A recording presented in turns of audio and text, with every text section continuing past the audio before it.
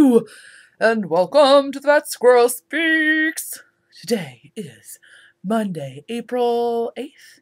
Yes. And this is episode, I believe, 58, but I could be wrong because you know how I roll. Hi, how are you? If you're a new viewer, hello. If you're a returning viewer, hello again. It's nice to see you. I always get a kick out of reading PMs and postings on the board that y'all talk to me. And you think you're being silly because you're talking to the computer. Hi, that's what I'm doing. Never feel silly because not only do I do it for a few minutes, I do it for like 40 minutes. So you're so much less crazy. Don't worry. Just talk to the computer. It's okay. I hear you on some cosmic intertwinement of our atoms, synchronicity. Like there's some kind of cosmic quantum theory that dictates that like atoms can be in more than one place at one time. So I'm there. I'm totally there, yo. I hear you. Hi, how are you? I already said that. But I'm excited. I just want to know how you are. If you ask my husband, he'll tell you that I say hello like 27 times a day. I do. Anytime I look at him, I'm like, hi. He's like, hi. He knows I'm crazy. It's okay. I'm so sorry. I still have a cough. Thank you. Thank you. Thank you to Diane for donating her real hard-earned dollars to the podcast, and I just realized I haven't emailed her back to tell her thank you personally, and I'm a jerk. I'm extra sorry, Diane.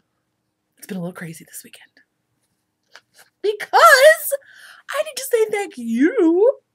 Yes, you. Thank you all for making the shop update so successful. Okay. I secretly think you're all just buying stuff because you're like, aw, she's sounding funny and silly. We'll buy something from her. And so I feel really bad about it. And then I'm like, well, wait a minute. I would totally buy something from somebody for that reason. So I'm like, I'm torn. But thank you anyway. I'm packing up your orders today and they're going out in the mail. Yay! I get so excited when I get to take my giant orders to the post office because the ladies there are like blown away that it's all yarn and knitty things. And one of my post office ladies is a knitter. She's always like totally floored. So it's so fun. Other thank yous, which could be enabling, but thank you-y style. I want to say thank you to Aaron Blinker String. I got my second club shipment. Yo! Project Pouch of the Month. You could get one too. They're still in our shop. You can choose from Cuppa, which is what I have. You can see there's Cuppas. There's In the Garden, Critters, Dogs, or Cats, I think are the options. So every month you get a special project pouch just for you with one of those themes. How cute is that, Aaron from Bling Your String? Hush your face. And you get extras because Aaron is very cute and likes to send you extras. Look at my card.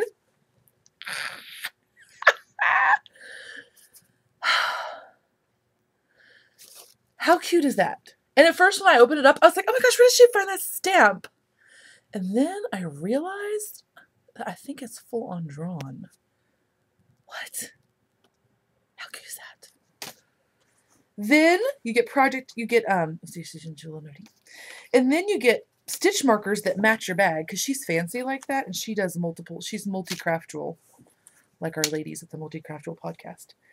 So she sends you stitch markers every month that match your project bag, and she asks you what size you use most often, like what size knitting needles you use most often, so that she can send you ones that are appropriate.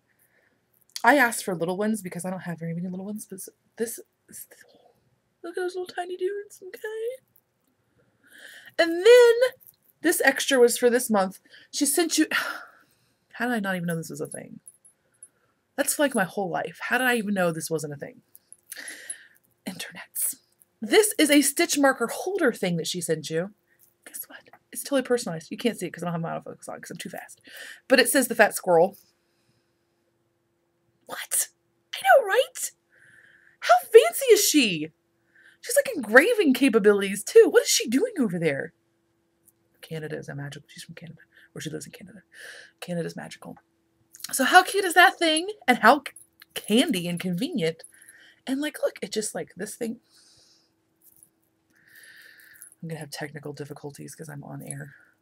So this thing just flips up, and then and then you slip them on there, and then you can just close it on down. How cool is that? It'd be cooler if I weren't so klutzy. And then you floop, and you close it back up. There's something else. Oh, and then she sent me a special extra because she likes the show. Because, oh, and there's extra, and she sends you little taggies. How cute is that? But then she sent me this extra because she's super cute and she likes the show. Shawl pin that she made with her own hands. What? I tell you what, you viewers, you blow me away. So cool is that? Thanks, Erin. What else? I think that's all my thank yous, except for thank you in general. Thank you. Shenanigans. It has been shenanigan-tastic this week. I'm not even lying. Let's see. Is there like a specific shenanigan-y story I can call from my mind at the drop of a hat? Perhaps not. Okay, but one of the shenanigans is that we went to Conner Prairie. If you're newer to the show and you don't know what Conner Prairie is like frontier-ish times, 1800s-ish. And it also has a Civil War section. So there is an area that is specifically like folks in period costume. They're like reenacting, and they're like but it's reenactors that are like in a house. So a lot of them are women. There's some men in the blacksmithing shop, and there's some men in the stores and stuff, but a lot of them are women. I think they're more interesting because, that's like what I'm interested in. And you like go through the houses and you can ask the people questions, and like everything is there's people doing work. Like you're supposed to have like into their daily lives. You know what I mean? But there's also Civil War area. Then there's also a Lenape Indian camp. Then there's also a barn with livestock and a loom house. And then there's other stuff too. But the barn is always my favorite part. I'm such a dork. Whatever, I'm a dork. But it's so exciting because there were baby goats. Oh, baby goats are so cute. Last year around this time, I talked about how I wanted to sneak one out of my sweater. I totally wanted to do it again, but I had company with me, so I couldn't do it. Also, it would be wrong, but whatever. There were 3 little baby goats, and they were all sleeping under the heat lamp, and they were so cute. They were only a week old. Then there was one that was 2 weeks old that was all out frolicking in the barn, and like letting kids touch it. Animals are cool, right? How cool are animals? They're just like, yeah, whatever. You can touch me, that's fine. What? Like hundreds of people, yeah, you can touch me, that's fine. Animals are rad. And then there's like all the mama goats. There's some pregnant goats. And then there's like the old lady goat who's too old to have babies. And she's just old, but so cute. I'm like, yeah, pet me, whatever. The sheep are not in the barn. Sheep are evidently not quite as chill as goats. But they were all out in the pasture eating. There was one lamb. There's only one lamb. I was kind of disappointed about that, but it was very cute. But the mama sheep, lady sheep are all out in pasture. And they are shearing their sheep the last week of April. Last weekend. I won't be here because until I get into the pipeline retreat with Paula. But if you're going to be here, you should go. Maybe steal some fleece. I don't think they can use it all. Just saying. They have like 12 sheep. I know they're not using all that fleece. Somebody needs to put some under their sweater.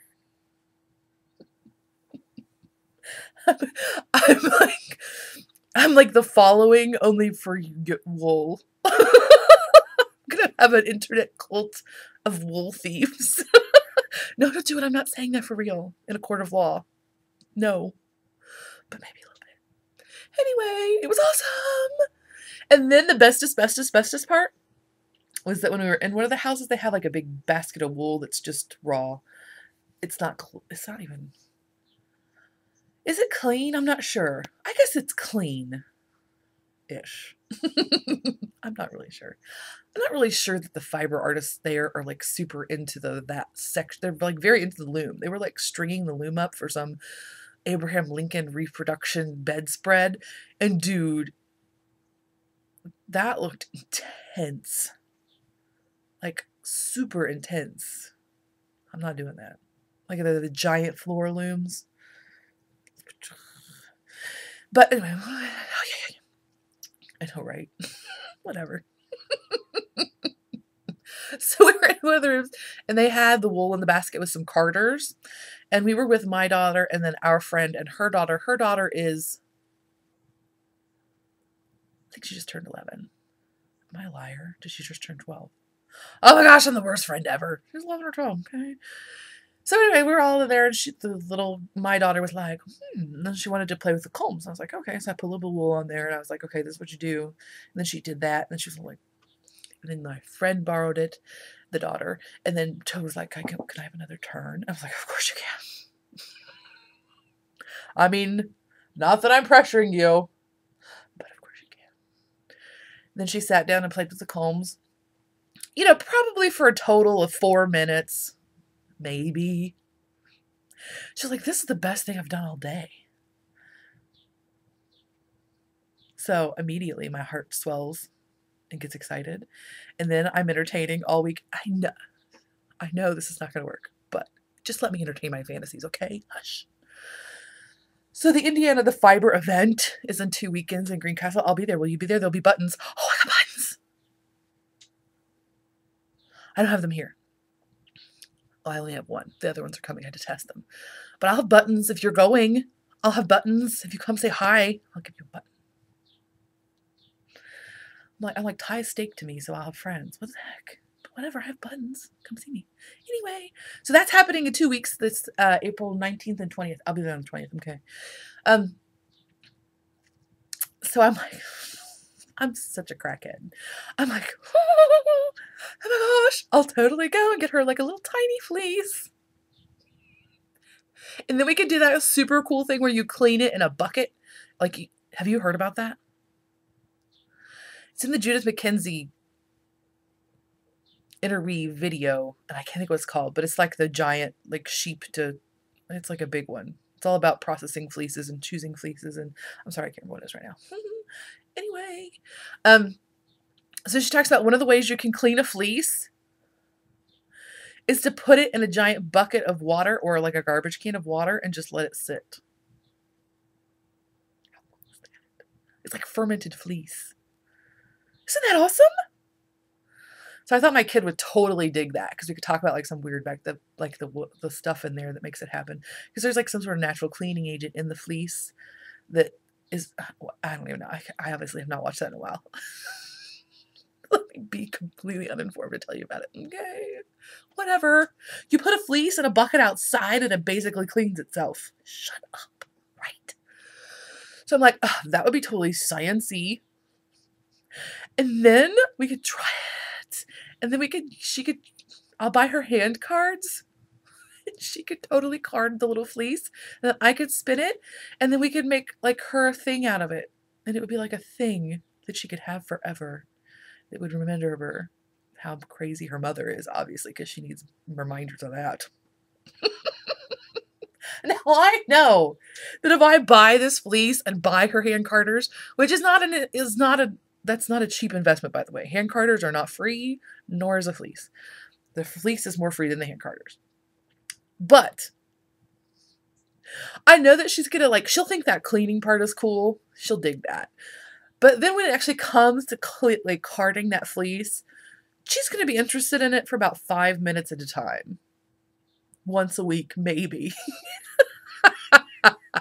Whatever, I'm probably still going to do it. Because I'm a big dork. But wouldn't that be so awesome? Anyway. The shenanigans. We did lots of other stuff too, but that one stands up, and now it's already 15 minutes into the show and I haven't talked about knitting. Oh my lord. Let's talk about knitting. Okay, so I didn't work on all of my projects this week, so I'm only going to show you what I did work on. I did not work on my gratitude cow project. I realized it this morning. I looked at it and I was like, oh my gosh, I think that's exactly where it was last time. It's not that I wasn't grateful for things. I just hadn't picked it up because I'm racing somebody on a sweater, which I didn't know I was racing her until she announced it on her podcast. Leslie the Knit Girls, that's you. Actually, I think we both secretly knew we were racing each other. But now she's called it. And now it's a race. Now it's on. It's a like donkey call. But anyway, no, I just actually really enjoyed it. But so I won't show you but the gratitude cal is still going, and it runs through April 29th, I think. It's the last Monday in April, so I'll close the thread, and then I'll do the drawing for the prizes that day. And we have a lovely giganto project bag from Erin at Bling Your String, which is like one I'll show you in a minute. And also, there might be more prizes that I might bring you from the Viber event. Just saying. We'll see. And then, oh, speaking of cows, I like very flippantly mentioned last time that we might have an orange cow. We're totally doing it because you're interested. Okay. So May and June, because why wait after I've knit a giant orange sweater to knit another orange sweater? Because you know that's what I'm going to do, right? Right. May and June, we're totally having an orange cow. Now, you don't have to knit a sweater, don't worry. You just have to knit something orange. And so we'll do that in May and June. It doesn't have to be complete, it doesn't have to be all orange, but I have to be able to look at a picture and see that there is lots of orange in it. Now, I'm not going to be like, it has to be 37% or more orange, because I could do that, but I won't. But as long as it has enough orange in it that when I look at it, I'm like, orange. That's all the rules. Are you excited? Guess what I might fall down and buy? I don't know. I'm crazy. Really? I have sweaters yarn. Look, this is the Quince & Company color card, by the way. Sometimes they're out, but they have them when I bought this one a couple weeks ago. They're $7 when I bought mine. And I'm so glad I did, because I was so concerned about these oranges. When I looked at them, I was like, just not sure. I love them. Both nasturtium and apricot. Look at that. Those are these right here, nasturtium and apricot. So that might be happening. I'm not saying definitely that's what I'm going to mind sweater with, but look how good those options are. I don't know. I can't decide. So yay! We'll get to all see so many exciting orange yarns that will probably all explode. If you have an orange yarn prize you'd like to donate, just let me know, okay? Because I think all the prizes should be orange. Oh my gosh, I need an orange project bag, so. Okay. Actual knitting. The first thing I'll show you, also, literally all the project bags I have next to me are from Erin, because she's so generous. This was one of Erin Bling Your Strings. This is her project pouch. And in it, I have my hat from Melski. It's her drizzle pattern. And I am knitting that in Socks That Rock lightweight Sky Pumpkins. And I can't tell. I guess that's fairly accurate. The orange is not. There's actually a more of a bronzy orange that's in there that you can't quite see as well on the camera. And this is okay. So you know how earlier in the show I said I like to talk to the computer and like you should not feel bad for talking to the computer. I just talked to the computer for about 20 minutes while the thing was not even recording. I must have hit the stop record button, which I'm now moving out of the way. When I was showing you Mel's hat, or Mel's hat design, I literally talked to you about 2 other knitting projects and a book, and then realized that it was not recording. So I have to bend down. Sorry, I should have done that before I hit record. So Mel's hat, drizzle. Here it is so far. I have just finished my lacy band, and I'm starting on the regular stockinette portion right before the decreases. So isn't it cute? I totally dig it. I was afraid it was too big because, again, hers is written in sport, and I'm doing double fingering, which is worsted. But I do really like how the double fingering makes that little lacy pattern look. You can't really... It's really cool. So there's that. Oh my gosh. The next thing I'm going to show you is the Cara by Cecily Glowick McDonald. And this is knit with Quince & Company Chickadee in the Snap Pea colorway. Now, the last time I recorded, I talked about traditionally, I am not drawn to solid yarns. So traditionally, I'm not drawn to yarns that are spun and then dyed a solid color. Like, it's just not my bag. I have always, for one thing, I'm usually drawn to worsted spun. which is not always easier to wear than I mean, I'm Susie. Usually I'm drawn to woolen spun versus worsted spun. Woolen spun is inherently a little bit more Barbie than, and I mean that like as in Barbs, not the doll.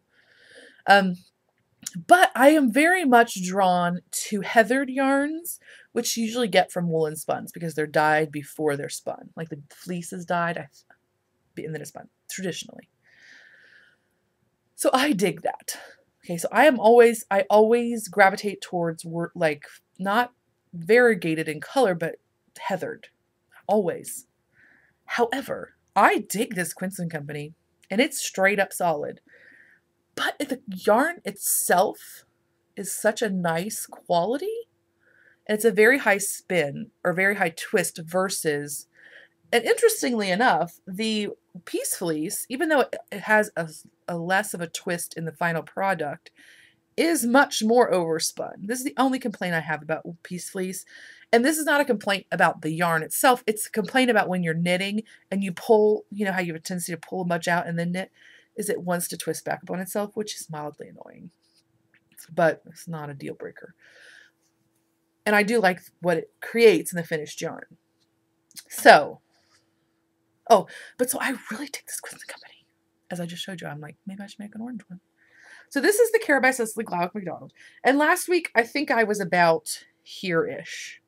So I haven't made a ton of progress. These are very long rows. And I've been working more on my watercourse. But, yay! I totally dig it. Okay. And I'll try to stretch out a little bit so you can see the lacy pattern better. It's a very super easy lace pattern. Yay! And it's so much better than stockinette. I know stockinette is easy, but oh my god. For me, a sweater is so much stockinette. And I love the way it looks, like as a final project, but woo! So yay that. Did I show you the project bag? This is one of the ones you can, it's not this fabric, but it's this size that you win with the Gratitude Cow. The next thing I'll show you is my Watercourse, and I have to look up who that is because, okay, Karina Spencer, because I can never remember. And this is knit with, my Kara is on size US 4s. This is on US 6s. Again, I typically knit 2 sizes smaller than most normal human beings. And this is the Marigold colorway of their worsted. I think that's all the things I said. Okay. Sorry. Last week the fronts were complete and I had just started on the back. It's knit solid to the armpit. So I had just done the fronts and then I was getting ready to start the back. This week I have the back finished. I have the shoulders joined and I'm working on the hood. I love the way this yarn smells, by the way. I totally made my husband smell it and he was like, he doesn't understand. So here's the hood. I have, let's see, where's my little, okay. From there, I have 1.5 inches to go before I start the short row shaping. And there's like 6 rows of short row shaping on each side, I think. And then you graft it together. So I'm almost done with the hood. Yeah, mine is shorter than what was suggested in the pattern because I just dig shorter sweaters. I love the way longer sweaters look on other people. They look awful on me. Like I love all those flowy sweaters. I've now knit 2, the Walpole and another one, which I can't remember. They do not look good on me. Period. They're not flattering to my body at all. So yeah, so like I'm like, because so when I knit them, I'm always like, okay, let me back that up. So when I'm looking for a new sweater pattern, I always kind of gravitate towards a more cropped, fitted sweater. And so I'm like, why do I always do that? Why am I knitting the same sweater with slight variations over and over again? I'm like, maybe I need to do something. I'm knitting that sweater because that's the most flattering sweater for me. Like my sweaters need to be somewhere between my pants, like where my pants sit, like in my waist, technical waist, and just smidge longer than that. Like I always say hip length, but it's really not even hip length. It's a little bit shorter than hip length. That just is what looks best on my body. And so I feel weird because I'm always like, I'm just knitting the same sweater. That's because that's the sweater that looks the best on me. Okay. Okay.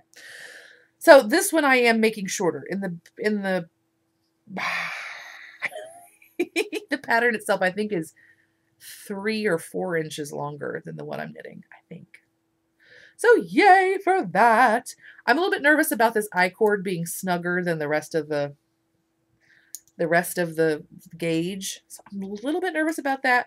I feel pretty confident though that's going to block out all right, and it'll help keep its shape, which is what I need. Because the minute my sweater fronts start doing that thing, they start to be a little bit less good on me.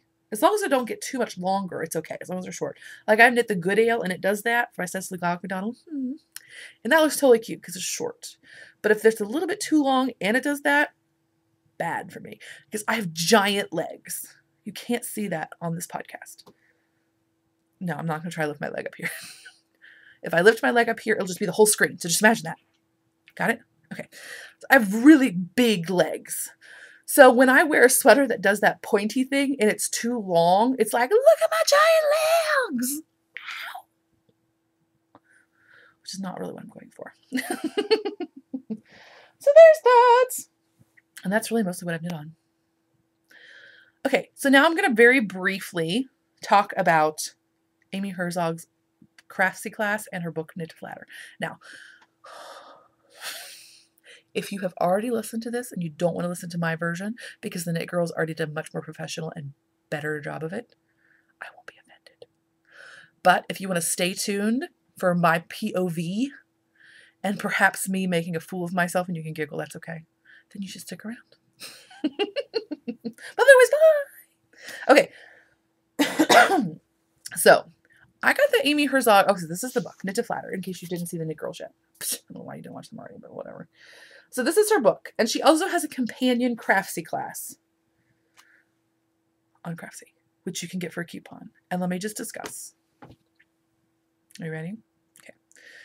I'm cheap, right? I'm totally cheap. Just go get the Craftsy class and go get the book. Just do it. Suck it up. If you ever want to knit a sweater, just suck it up and do it. Go give her the dollars. It's worth the dollars. I don't say that about a lot of stuff. Worth the dollars. Go do it. I guarantee it's awesome. Unless you have the like very traditional, like if you look like a model that's in the normal sweater photos, then don't worry about it. You're fine. But if you don't look like that, go buy it. It's awesome. So I bought the Craftsy class like 2 weeks ago, but I hadn't listened to it for some reason. I don't know why. Sometimes it just happens, right? It's awesome. I know I've said that like 75 times, but it is great. Now, the book is also great, but for me and the way okay, I'm just going to make a confession right now. I'm not always really good at reading knitting books. I'm sorry. It's true. Because I just get distracted by sweater porn. I'm sure all of the information she talks about in her Craftsy class is in this beginning part, but I'm going to look at the pictures and probably not read the words. If you're that way, don't worry. It's not because you're not clever. I'm very clever. I'm a very clever person. But that's just how I roll. So the Craftsy class is like all that stuff in the beginning. I'm sure there's actually more stuff than what's in there. But it's visual. And you also get Amy Herzog's terribly cute personality telling you over and over again that she's not judging you. And that she's not the what not to wear lady. Not that there's anything wrong with what not to wear lady. But one of her themes throughout, she's very cute by the way. She's totally being very PC. And I don't mean that she's being PC in like a fake, strained way. She clearly has a deep, heartfelt belief that all of us are fine just the way we are. She's just trying to help you accentuate what you have and feel good about yourself. Do you know what I mean? Because she specifically states that she's not the what not to wear lady, because she's not going to tell you have to wear something because it suits you the best. She's pretty much saying, you need to find something that makes you feel good. I think these patterns might make you feel good, but if they don't, then don't wear them. Wear what makes you feel good. Isn't that great? She's awesome. Oh, and also I think the Craftsy class is great because, again, I think the Knit Girl said this even. You can actually see the model in more of a real way, like it's not exactly straight on. Or and Amy Herzog talks about in the class how when you try to discover whether you are top heavy, proportionate, or bottom heavy, that you should not actually use your measurements. Everybody's always said that you should use your measurements, but I think her approach is much more intuitive. Because when we greet people, we don't greet them in three, like they're not like hovering around us and capturing our whole body. This is what they're seeing. They're seeing straight on. So really, probably to suit your body the best, you're looking for sweaters that are that body type that you see just straight on. Okay. So I, from the side, I am probably technically bottom heavy from the side. I have a giant butt. And I carry the majority of my weight below my waist. I am all thigh and butt. Oh, like that. But when you look at me head on, you don't see that as much. I'm relatively proportionate head on. So that's the sweaters I should gravitate towards. Okay? But she talks about, how you can figure out which ones work for you and all that good stuff. It's so cool. It's a great way to think about stuff. Anyway, so the book is broken into like basically 4 sections. Top heavy, proportionate, bottom heavy, and then other features, like if you have a larger bust line or something like that. And then there's patterns suited to each body type. Now, I'm not going to talk about all these ones that I have flagged. Okay, that's just for my personal use. Don't worry. It's not going to be a 20-minute review. However, I do want to talk about this kind of interesting thing that I'm like, this is a great tool that's not intended at all, but worked for me. This is the top heavy section, and this is the draper vest / cardigan. Now you see, this is the sorry, left and right gets messed up. I don't know if you can tell because her shorts are the same as the sweater almost. But you can see that this is that very popular line right now. That's the very long line here, and then it comes, left and right, it's very confusing. And then it comes down to more of a point here. That's why that doesn't look good on me. I'm not top heavy. That looks terrible on me. Because this sweater feature helps to broaden your lower half to make it more proportionate to your top half. And let me tell you, it totally broadens your bottom half. She's right. Because I look crazy in those sweaters. How cool is that? I'm not insane. I mean, I'm insane, but not in that way. So this is a great feature of the book too. Is that like, that's why that doesn't look good on me. Huh. Basically, this whole class and book is like things you always thought, but just thought you're weird. No, you're not. You're fine. Because lately I've been like, I'm going to start knitting my sweaters with a back size 1 to 2 sizes smaller than the front. And I'm like, I can't do that's not what you're supposed to do. Guess who says you can do that? Guess who I needed to tell me I could do that, even though I thought about it, but was like, no, that's great. Amy Herzog says that's okay. And pretty much every pattern in here talks about the additional ease they have added, or the additional darts or bust with approximately 1 inch of positive ease in the upper torso. So she talks about the ease that's in each sweater for that model, and also talks about the additional bust shaping they did, like to add it. So if you have a bigger bosom and a smaller waist, well, I have a bigger bosom and not a smaller tummy. So I really do need the front of my sweater to be like 2 sizes bigger than the back of my sweater. And why didn't I just do that instead of just thinking I should do that? Whatever, I'm doing it now. So I think that's going to be highly successful, and I'm very excited about it. So anyway, there's lots of good patterns on it. It is on Ravelry if you want to do like a preview. Like all the patterns from the book are on Ravelry so you can look at them. But I think it's awesome. You should get it. And I think that's all. You don't want to hear me talk about every pattern, right? Because that would be, like, the Knit Girls already did it, and they already picked all the patterns I really liked. So that would be redundant. Just go watch theirs. But I feel like now that I've paused, that there was something else I wanted to say, and I can't remember what it was. But I guess it's just going to have to go unsaid because I can't remember. Make the sweater size bigger in the front than the back. I've been kind of doing it a little bit, but not just like doing it. Now I'm going to do it. That's right. Because if you look at me from the side, the front of me is not the same size as the back of me. I would be very lumpy. Oh, that's the other thing I want to talk about really briefly. In the class, and I'm sure in the book, she talks about how different sleeve lengths can accentuate different parts of your body. That is excellent and awesome information. Oh, that's really good. Anyway, I'll stop talking now because it's getting really long. I hope you have a super fabulous week. And I will totally talk to you next time. Bye. And a second later because I had to move the cursor because I already turned it off once. But bye.